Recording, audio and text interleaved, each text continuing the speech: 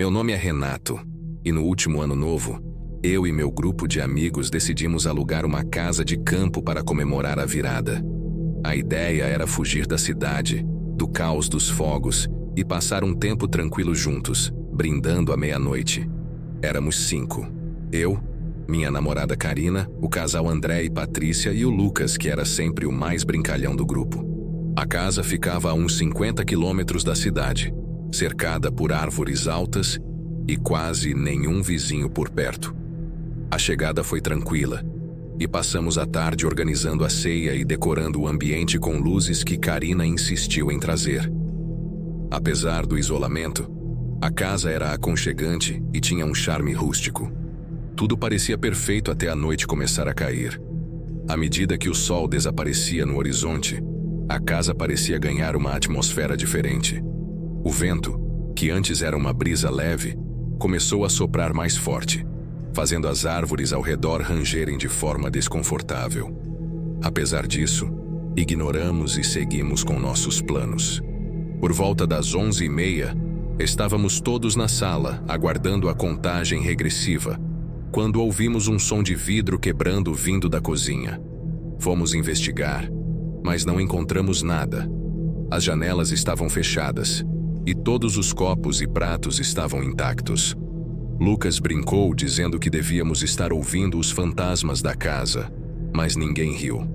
De volta à sala, o relógio marcava 11h58. Pegamos nossas taças de espumante e nos posicionamos ao redor da mesa. Às 11h59, começamos a contagem regressiva. 10, 9, 8. A cada número, a sensação de que algo estava errado aumentava. Karina me segurou pelo braço como se também sentisse. Quando dissemos 3, 2, 1, uma voz ecoou pela sala. Não era a voz de nenhum de nós. Era grave, rouca e soava distante, mas ao mesmo tempo muito próxima. Feliz Ano Novo. Todos nos entreolhamos, paralisados. A voz parecia vir de todos os lados. André tentou quebrar o silêncio. Alguém deve estar zoando com a gente, né? Lucas, foi você? Mas Lucas, pela primeira vez, parecia tão apavorado quanto o resto de nós. A partir daí, as coisas começaram a desandar. As luzes piscaram e se apagaram por alguns segundos.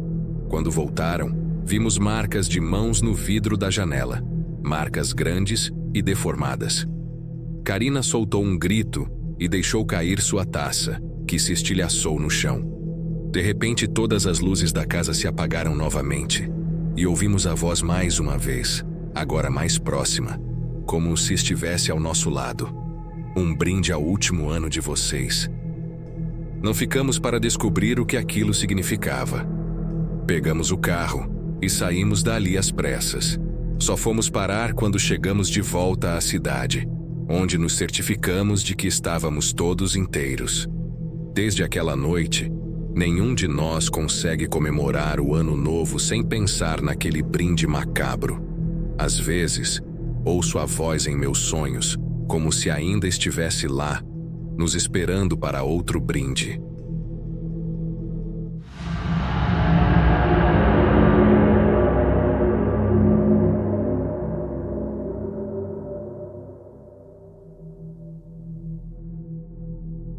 Meu nome é Júlio, e essa história aconteceu há 2 anos, na virada de Ano Novo. Eu trabalho como eletricista e, naquela noite, fui chamado para resolver um problema em um pequeno condomínio residencial.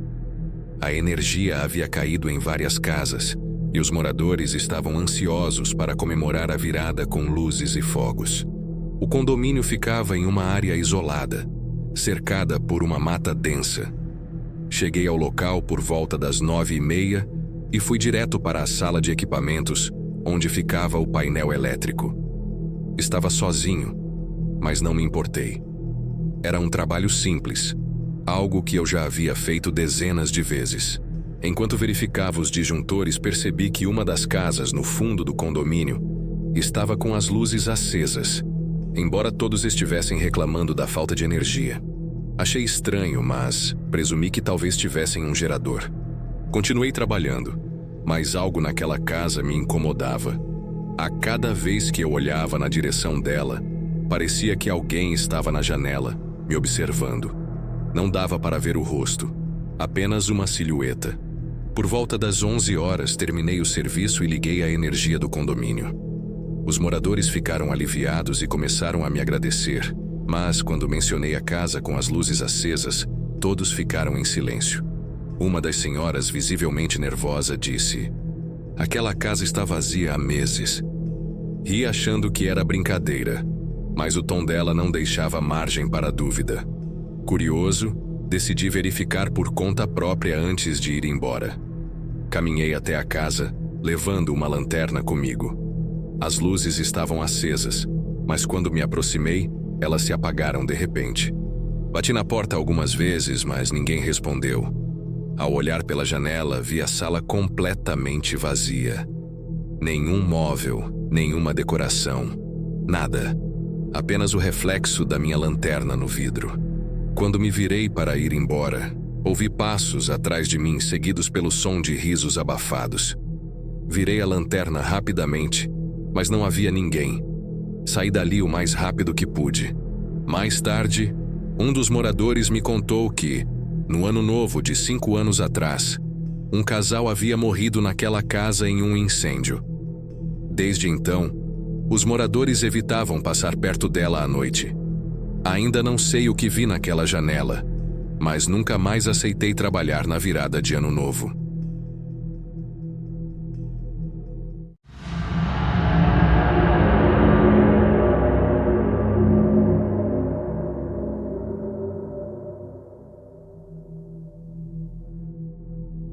Sou Marcela, e sempre adorei festas de Ano Novo. No ano passado, porém, algo aconteceu que mudou a forma como vejo essa data. Eu estava voltando de uma festa com meu namorado, Daniel. Era quase 1h da manhã, e decidimos pegar um atalho por uma estrada secundária para chegar mais rápido em casa. A estrada era mal iluminada e cercada por árvores altas, mas parecia tranquila. A poucos quilômetros de casa, vimos luzes ao longe, como se houvesse uma festa acontecendo em uma casa isolada. Música baixa e risadas podiam ser ouvidas à medida que nos aproximávamos. Achei estranho, porque não lembrava de nenhuma casa naquela área, mas Daniel disse que talvez fosse um evento particular. Quando passamos pela entrada, algo me chamou a atenção. As pessoas estavam paradas, imóveis, olhando na direção da estrada. Não dançavam, não conversavam, apenas olhavam. Daniel sugeriu que parássemos para pedir informações, mas algo em mim dizia que não era uma boa ideia. Insisti para continuarmos, e ele, relutante, concordou. Porém, enquanto acelerava, vi pelo retrovisor algo que me arrepia até hoje. As pessoas que estavam paradas começaram a caminhar em direção à estrada, ainda olhando fixamente para o nosso carro. Daniel tentou rir da situação, dizendo que eu estava imaginando coisas, mas quando olhou pelo retrovisor, ficou pálido. As pessoas estavam correndo agora, sem emitir um único som. Acelerei o máximo que pude e não olhei para trás novamente até estarmos de volta à cidade. Ainda hoje, quando passo por aquela estrada, não consigo deixar de pensar naquelas figuras imóveis, com seus olhares vazios e passos apressados. Daniel nunca mais mencionou a noite e eu também prefiro esquecer. Algumas festas não são feitas para quem está vivo.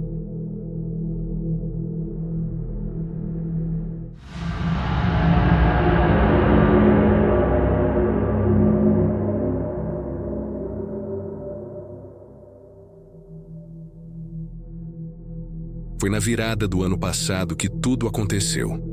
Estava na casa da minha avó, como sempre fazemos no Ano Novo. Ela mora em uma casa antiga, com janelas grandes de madeira e um clima que sempre me deixou desconfortável. Mas, como toda a família estava lá, eu tentava ignorar aquele sentimento. Era quase meia-noite quando resolvi me isolar um pouco. A sala estava lotada, e todos riam e conversavam alto. Fui até o quarto que costumava ser meu quando eu era criança. Ele dava de frente para a rua, com uma janela enorme que sempre achei assustadora. Sentei na cama e fiquei mexendo no celular. esperando a hora da virada. Foi quando ouvi um som baixo, como um choro. Levantei a cabeça e olhei para a janela. Nada. Achei que era coisa da minha cabeça, mas o som continuava, vindo de fora. Me aproximei da janela, abrindo uma fresta da cortina. Lá fora, sob a luz fraca do poste, havia uma criança parada na calçada. Ela estava de costas, usando um vestido branco que parecia estar sujo. "Ei, tá tudo bem?" perguntei. A criança não respondeu. Apenas ficou ali, imóvel. Aquilo me incomodou. Fui até a sala e chamei meu primo Gabriel. Contei o que vi e ele riu, dizendo que provavelmente era alguma criança da vizinhança. Voltamos juntos até o quarto, mas quando abri a cortina, a criança não estava mais lá. Um arrepio percorreu meu corpo. Gabriel tentou me tranquilizar, dizendo que ela devia ter ido embora, mas algo dentro de mim dizia que não era tão simples assim. Mais tarde, enquanto todos contavam os segundos para a virada, voltei ao quarto. Algo me puxava para lá, mesmo que eu quisesse evitar. Quando abri a porta, vi a criança parada do lado de dentro, ao pé da cama. Congelei. Não consegui me mexer nem gritar. Ela se virou lentamente, revelando um rosto pálido, com olhos fundos e um sorriso que parecia cortado à faca. Ela levantou a mão e apontou para a janela. Finalmente consegui reagir e saí correndo, gritando por ajuda. Quando voltei com minha família, o quarto estava vazio, mas a janela estava escancarada. Desde aquela noite, evito a casa da minha avó no Ano Novo. Não sei quem ou o que era aquela criança, mas algo me diz que ela não apareceu por acaso.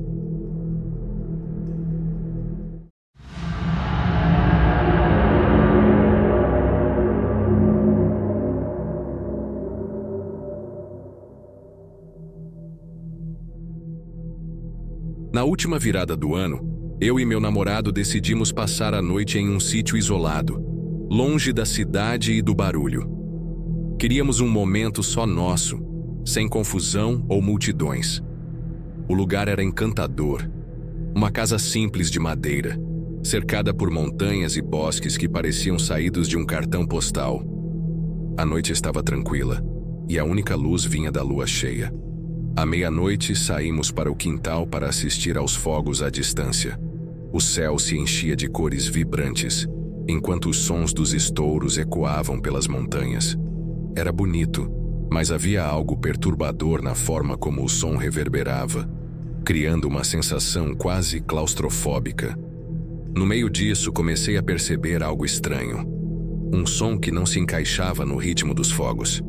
Era mais grave, como um estrondo surdo que vinha do bosque. No início, achei que fosse coisa da minha cabeça, mas o som persistia. "Você ouviu isso?" perguntei ao meu namorado. "O quê?" "Deve ser só o eco dos fogos", respondeu ele, tentando me tranquilizar. Mas eu sabia que não era só eco. O som era rítmico, quase como passos pesados. Peguei uma lanterna que estava sobre a mesa do lado de fora e fui até a borda do bosque, ignorando os protestos do meu namorado. O frio da noite parecia mais intenso ali. Os sons dos fogos estavam mais distantes agora, e o silêncio do bosque era quase palpável, quebrado apenas por aquele som grave que parecia vir das profundezas. "Tem alguém aí?" Minha voz soou mais fraca do que eu gostaria. A luz da lanterna captou algo se movendo entre as árvores. No início, parecia apenas uma sombra, mas logo percebi que era algo real. Grande, alto, com um corpo magro e desproporcional. Seus braços pareciam mais longos do que deveriam, e ele se movia de forma lenta, quase deliberada. Meu coração disparou. Dei um passo para trás, mas tropecei em uma raiz e caí no chão.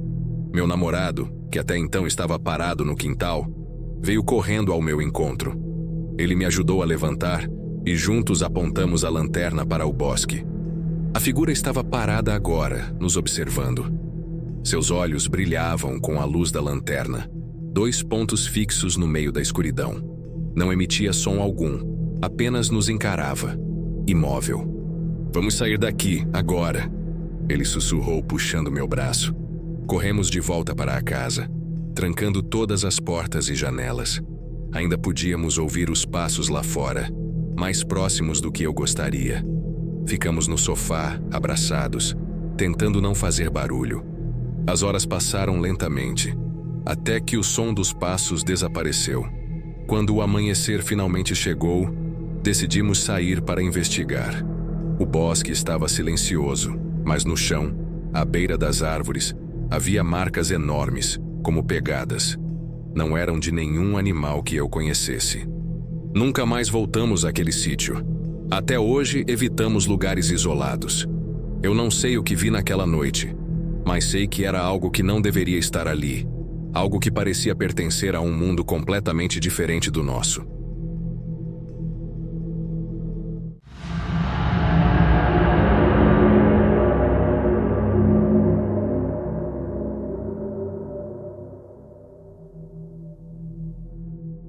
Trabalho como motorista de aplicativo em uma cidade grande e costumo pegar passageiros até tarde da noite.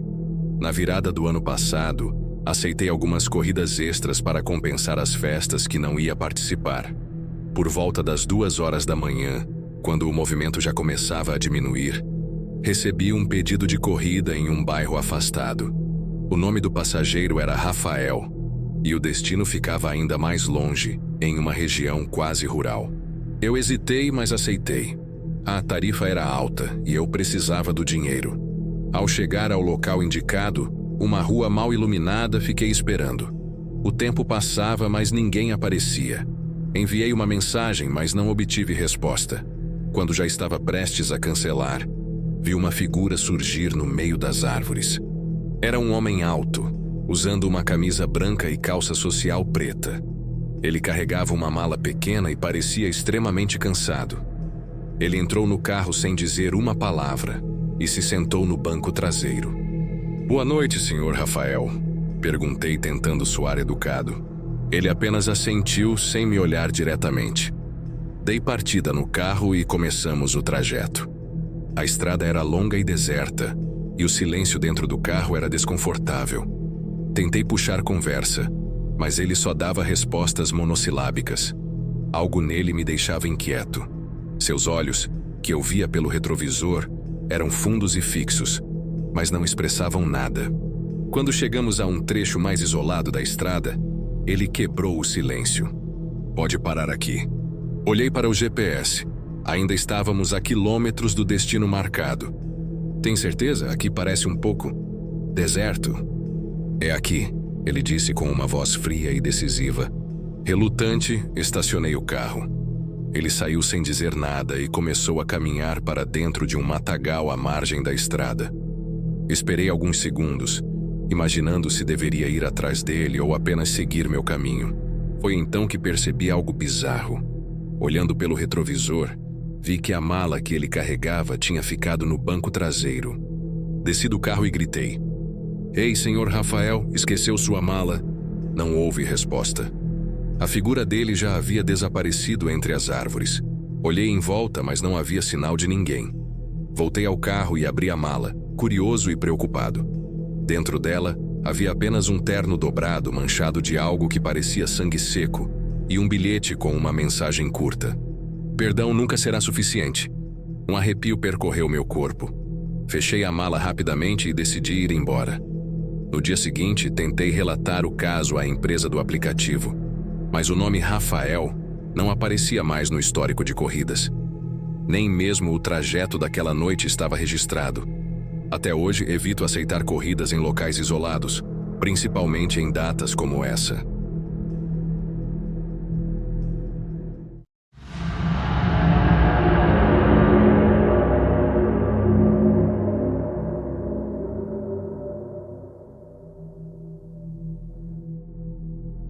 Na virada do ano passado, decidi passar a noite sozinha em casa.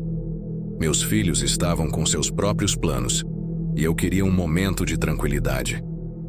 Minha casa é simples, mas aconchegante, e planejava assistir a alguns filmes enquanto comia algo leve. À meia-noite, enquanto os fogos explodiam lá fora, fui até a varanda para observar o espetáculo. O céu estava iluminado, e o som dos fogos ecoava pela vizinhança. Era um contraste interessante. O caos lá fora e a paz que eu sentia dentro de casa. No entanto, ao retornar para a sala, algo chamou minha atenção. Meu relógio de parede, que sempre foi confiável, estava parado exatamente às 23h55. Achei curioso, mas pensei que talvez as baterias tivessem acabado. Resolvi não me preocupar. Fui até a cozinha pegar algo para beber, e quando voltei, senti um calafrio ao perceber que o relógio agora marcava 23h50. A princípio, achei que estava cansada ou me confundindo, mas aquele detalhe me incomodava. Peguei meu celular para checar o horário, e ele marcava 00h10. Decidi ignorar o relógio e me concentrei no filme que estava assistindo. Poucos minutos depois, ouvi um som vindo do corredor. Era baixo, como passos arrastados. Fiquei imóvel, tentando identificar o que poderia ser. Talvez fosse o som de algum vizinho, ou apenas minha imaginação. Quando o barulho cessou, decidi verificar, mesmo sentindo o coração acelerar. No corredor, o ar parecia mais frio do que o restante da casa. Procurei por alguma janela aberta, mas tudo estava trancado. Quando voltei para a sala, senti que algo estava diferente. Olhei para o relógio de parede e ele agora marcava 23h40. O medo começou a tomar conta de mim. Peguei o relógio da parede para examiná-lo, mas não havia nada de errado visível. Coloquei-o de volta e fui até a porta da frente para garantir que estava trancada. Ao me aproximar, ouvi um som de batidas vindas do lado de fora. "Quem está aí?" perguntei, tentando manter a calma. Não houve resposta. As batidas continuaram, fortes e ritmadas, mas quando olhei pelo olho mágico, não havia ninguém. Hesitei em abrir a porta, mas as batidas pararam de repente, deixando um silêncio profundo no ar. Voltei para a sala confusa e assustada. O relógio marcava 11h30. Ele estava voltando no tempo, mas eu não conseguia entender o que isso significava. Peguei meu celular novamente para confirmar o horário. 0h25. Tudo no ambiente parecia normal, exceto por aquele relógio. Resolvi desligar as luzes da sala e ir para o quarto, pensando que talvez a noite passasse mais rápido assim. Mas, ao atravessar o corredor, ouvi novamente o som de passos, agora mais nítidos, como se alguém estivesse andando pela casa. Minha respiração ficou pesada e eu senti um arrepio subir pela espinha. Tranquei a porta do quarto e me sentei na cama, tentando me acalmar. Peguei o celular e enviei uma mensagem para um amigo, mas a conexão parecia instável e as mensagens não eram enviadas. Foi quando ouvi, pela última vez, as batidas na porta da sala, dessa vez acompanhadas de um sussurro baixo e arrastado. "Não é meia-noite para você." O som parou e o silêncio tomou conta. Não consegui dormir naquela noite. Quando amanheceu, fui até a sala e percebi que o relógio estava parado novamente, agora marcando exatamente meia-noite. Desde aquela noite, o relógio nunca mais funcionou, mesmo com baterias novas. Decidi guardá-lo no sótão, mas sempre sinto que ele guarda algum segredo daquela virada de ano. Talvez um aviso, talvez uma ameaça, não sei. Mas sempre que olho para o relógio no celular, me pego esperando que ele também volte no tempo.